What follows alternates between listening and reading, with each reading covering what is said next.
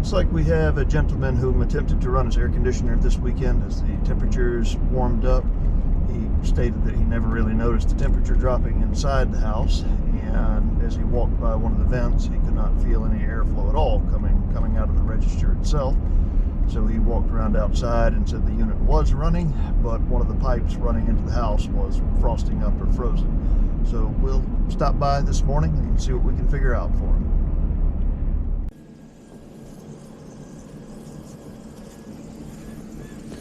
I believe it would likely have been freezing, which would have shut the outdoor unit down on a safety switch. Get that pump filled up. Let's check the refrigerant flow, because if we did freeze up, they would not have felt any airflow inside the house.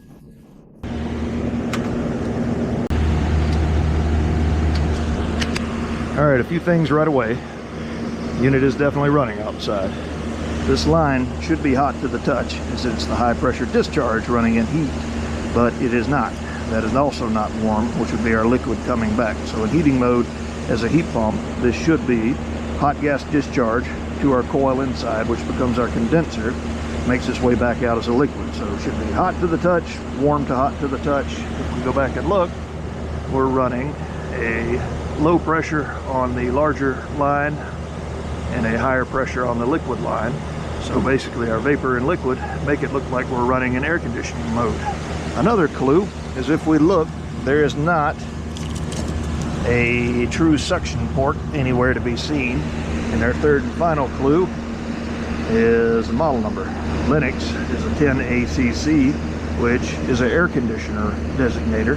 That should say HP for heat pump. So just to confirm, we'll pop this door off, and we do not see any kind of defrost board or anything that would actuate the heat pump. And we do have just two wire control here. Looks like that was changed or installed in 2007. So essentially the gentleman has what we would call an electric furnace with an air conditioner, and he's operating it with a thermostat that thinks it's a heat pump. So I'm not sure how this would have happened. Maybe this outdoor unit was changed and someone just put an air conditioner on it. Don't really know the story, but we'll get with him and let him know that essentially he's running an air conditioner and his electrical heaters at the same time, which would cause that blower inside the coil is essentially always going to be an evaporator. In this particular case, running at this low of temperature, our vapor saturation point is 18 degrees, which would immediately start freezing any condensation that formed on it.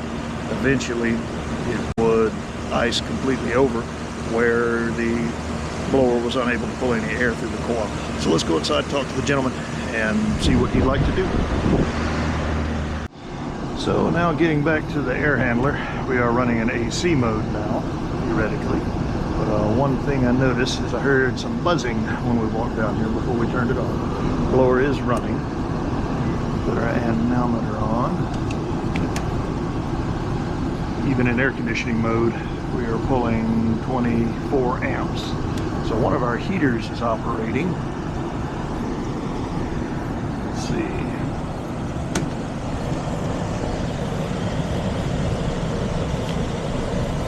Let's see if we can get back in here and shoot for the middle one, just because that's the easiest one to grab. So it is that center. Moves around the back there.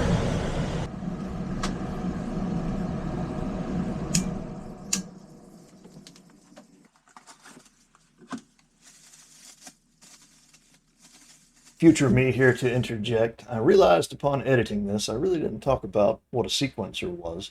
If you can imagine, with this particular unit, we do have 15 kilowatts of heaters. Every one of those heaters is pulling roughly, is a 5 kilowatt heater, right around 19-20 amps, give or take. So that is a lot of power to pull immediately when these things come on. So you really don't want to do that. You want to stage these in one at a time. So you have one 5K, and another 5K coming in on the other sequencer that was there.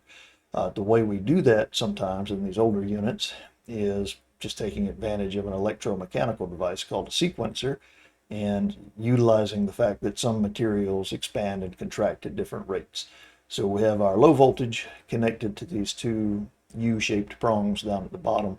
So we have our W2 wire, W wire, essentially whatever you're using to actuate your heat relay here. And as our 24 volt connection is made, it heats up what you would call bimetallic discs down here. So you can imagine you've got one little disc, and as it heats up, it eventually inverts. And when it does, through the central column of this guy, you have little plastic rods. You have two of them in this particular case. So it will push up and actuate the first rod, which is a little longer, and it makes the connection between our high voltage coming in, makes our connection when that rod comes up, and connects to our load coming back out. Typically on most electrical heating appliances, you want to make sure your fan is always running, so you'll usually have a low speed fan connection on this side of this guy as well, just in case your fan relay is faulty, something like that happens. You'll also have your load coming off to your electrical heater. As it continues to heat up, 20, 30 seconds later, your other little disc may invert, and that timing, 20, 30 seconds, it just depends on the sequencer itself. Some of them are 1 to 10 seconds per immediately goes, 10 seconds later. Some of them are immediately goes, 30 seconds later. It just depends on which one you pick up. But going back to it, as our second disc inverts, it makes the same kind of connection. So we have our high voltage coming in, connection made, high voltage coming back out to our other load, which would be, in this case, an electrical heater. So I will let older me, or I guess I'm older me, younger me, get back to showing you how to put this thing in. And newer me, you'll see in the next video, I guess.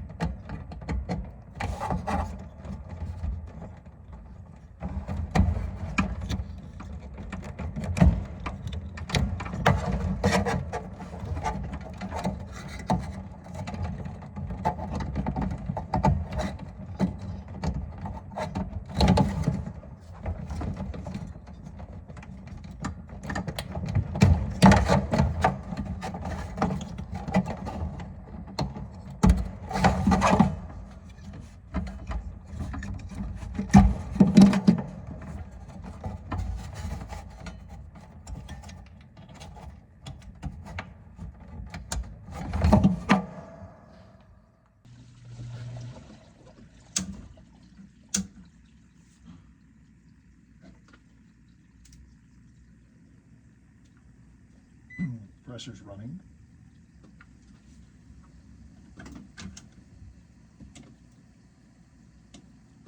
Heat strips are not running.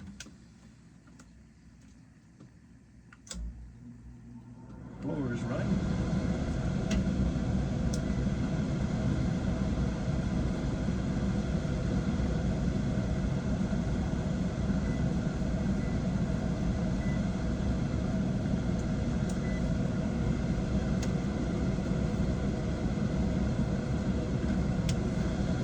Only pulling 2.5 amps.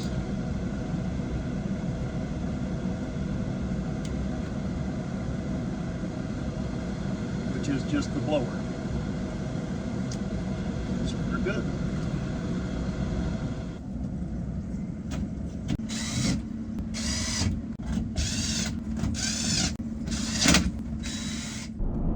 That one was a little more entertaining than we expected, but after speaking with the homeowner, He let me know that the previous owner was a builder who had proudly put together his own units. So what we had was a Armstrong older air handler for a heat pump with an outdoor unit that was a 3.5 ton Lennox straight AC. They were running a Nest thermostat set up in heat pump mode essentially. So anytime he put the unit in heat, it would power the contactor outside, turn the air conditioner on, and eventually turn the heat strips on. So anytime it was running in heating operation, it would be slowly freezing that coil because our pressures were dropped low enough that our evaporator temperature was well below freezing. Any condensation would ice, and before long you wouldn't get any airflow through the coil because of the giant chunk of ice. So after we figured that out, kind of talked about it a little bit, he decided he wanted to run the unit as it was until the rest of it died. Checking it in air conditioning operation, walked downstairs and noticed the blower was running before the thermostat had turned anything on. So pulled the door off, took a look, and one of the heat strips was jammed. So just a good example of how you might think you're looking at one particular problem and wind up with a whole bunch of them. But we'll jump on to the next one and see what we find.